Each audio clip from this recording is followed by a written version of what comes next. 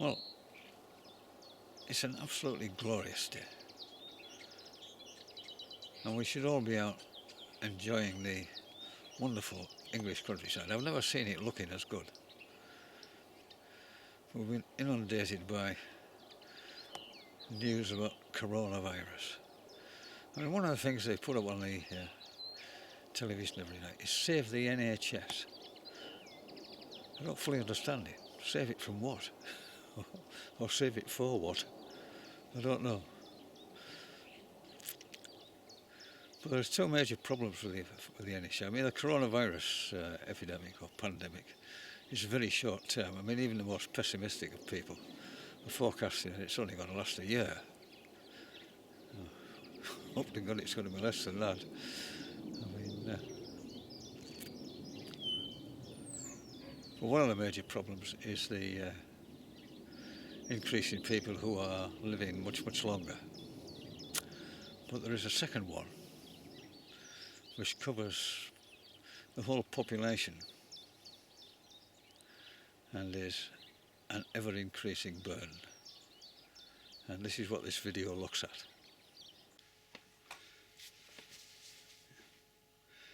How to help the National Health Service.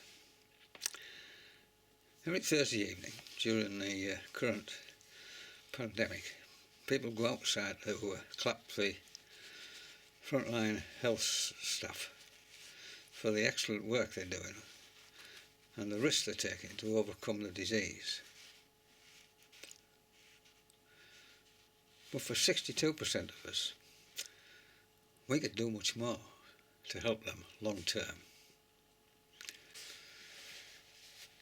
People over 73 years old were born into an era before there was a National Health Service. You paid into a sort of local insurance scheme. But many of the poor, they couldn't afford health care at all. For many, it had to be a life or death situation before a doctor was called. The National Health Service started life in 1948, just after the Second World War.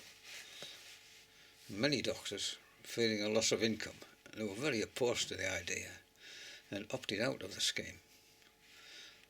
But the Labour government pushed it through.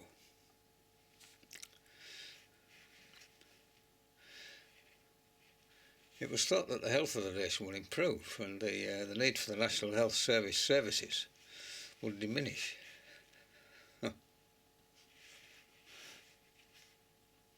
How unprophetic that turned out to be. In 1949, allowing for inflation, the cost of the National Health Service was £11 billion. The cost of the National Health Service in 2019 was £147 billion. That's an eye-watering increase from £239 per person per year to £2,200 per person per year. I mean, that's a 10 times increase, 1,000% increase. So why is this so? Well, there are several factors. I'm going to deal with two of them here. Advances in expensive surgical procedures, such as open heart surgery, transplants, and bypass operations at sort of 50,000 quid a pop, just for the op and the aftercare. I mean, I can remember the first heart bypass. I can remember lots of children dying because they had a congenital heart defect, so-called blue babies. I mean, now that's taken care of. The increased access to very expensive pharmaceuticals. I mean, I was reading in the paper yesterday, some of these things are 15,000 quid a month.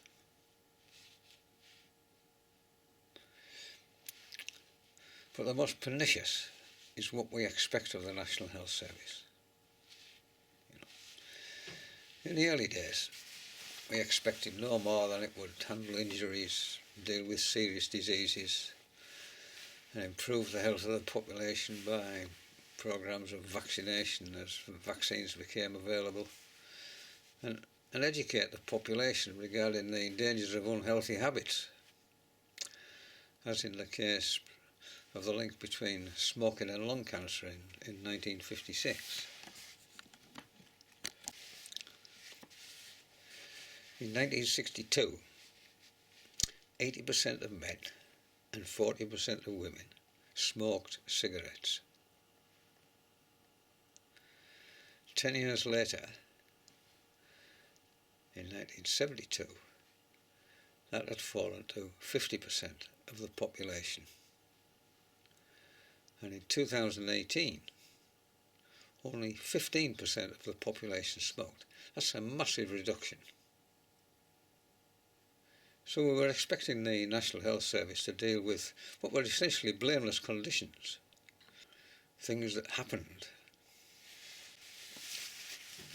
It wasn't expected that much of the expense would be on conditions we'd caused to ourselves by sort of lousy lifestyle choices, even if we knew the risks.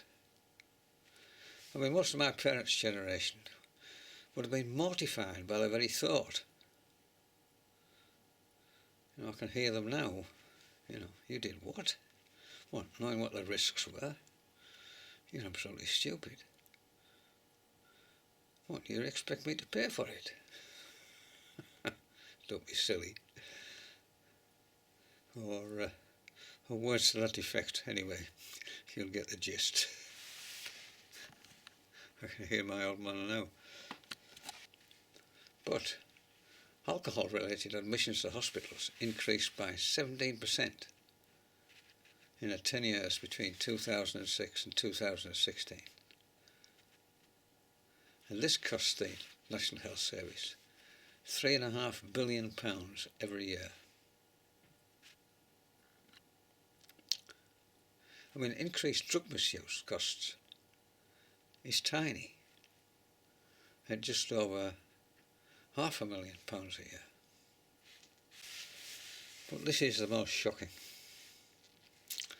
By far the greatest increase has been caused by overeating and eating the wrong food. 62%, that's more than half the well over half the population in the United Kingdom is overweight. And 52% are women and 68% are men. That is 41 million fat people. I mean, almost 25%, a quarter of adults are classed as obese. In other words, not only are they fat, they're excessively fat. And that's a 4 times increase in 25 years, 400%. It's gone up 4 times.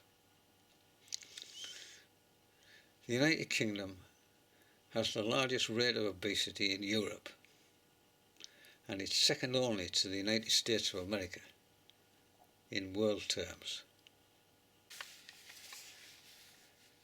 20% of children were diagnosed as obese. That is excessively fat, not just fat, excessively fat, in 2018. Now, parents must be to blame for that. The numbers of people who are exceedingly obese has tripled since 1993. Well, what effect has this had on the population? Well, there are lots of effects. 4.7 million cases of diabetes have been diagnosed, but about 500,000, they reckon, haven't yet been discovered. Now, 90% of them are type 2 diabetes, and this is linked to obesity, which, if uncontrolled, can end up with limb amputations.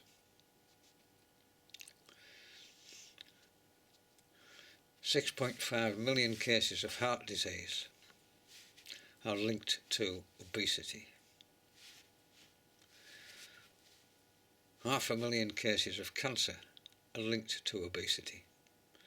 especially bowel, breast and colon cancers. A severe wear to the knees and hips caused by lugging obese people about.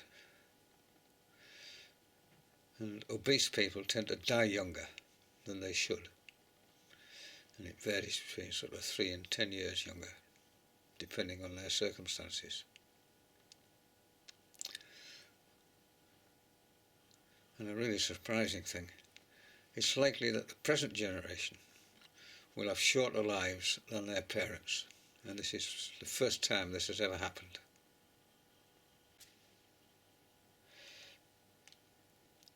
And if you catch a disease such as corona, then you are much more likely to have a poor outcome. The cost to the National Health Service of this fat plague is 6 billion in direct medical costs and a further 10 billion just for the treatment of diabetes. I mean, this is more than we spend on the combined cost of the police, the fire service and prisons, and it's estimated that it will go up by 2 billion a year by 2030. By 2050, the cost of overweight and obesity to the National Health Service will be £9 billion in today's money. I mean, that's a massive burden for the National Health Service and the taxpayers who are paying for it.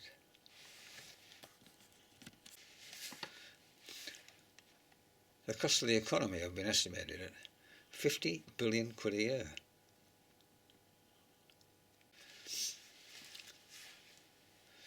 In the 1950s and 60s, really fat people were rarely seen.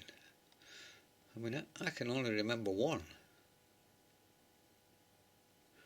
And he was very noticeable. But you don't have to look very far today to notice that they are so commonplace as to be unremarkable. I mean, even in the National Health Service, much to my surprise, you can only become fat by eating more food than you use.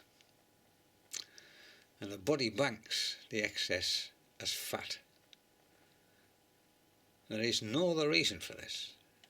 And if you think there is, you're lying to yourself.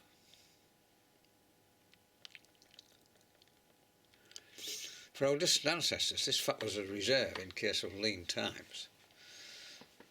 But we don't have lean times in the United Kingdom now, so it's never used up. And it increases over the years until it becomes a problem, a life-threatening problem. And it usually starts in childhood. I mean, some people are very lucky and they burn off food they eat, no matter how much they eat, without putting on any weight. You know, I mean, that's the luck of the draw in the genetic lottery of conception, like looks and intelligence or other things, eye colour and so on. In very rare cases, such as thyroid deficiency or kidney problems causing water retention, there's a medical reason for increase in weight. But contrary to what many fat people think, there's no way other than overeating. And many foods, such as fats and sugars, I mean, they simply speed up the process.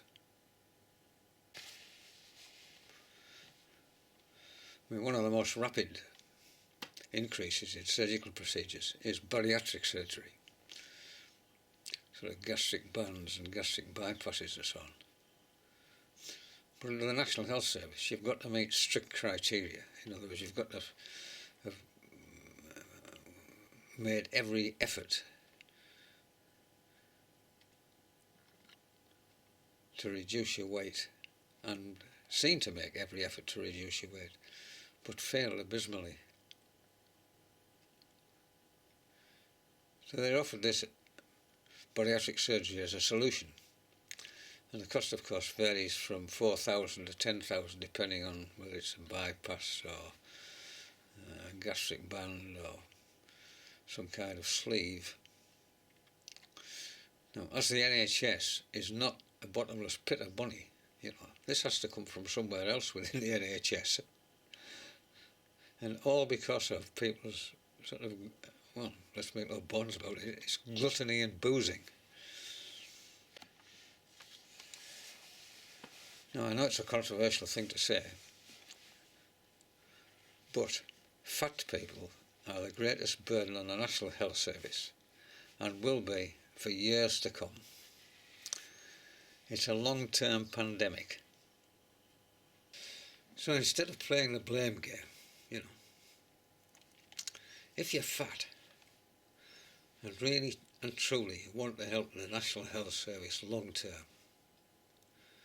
cut down your food and booze intake and take more exercise. I mean, no one pretends it's going to be easy.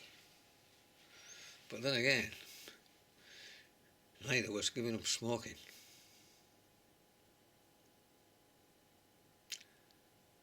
Take care. Bye-bye.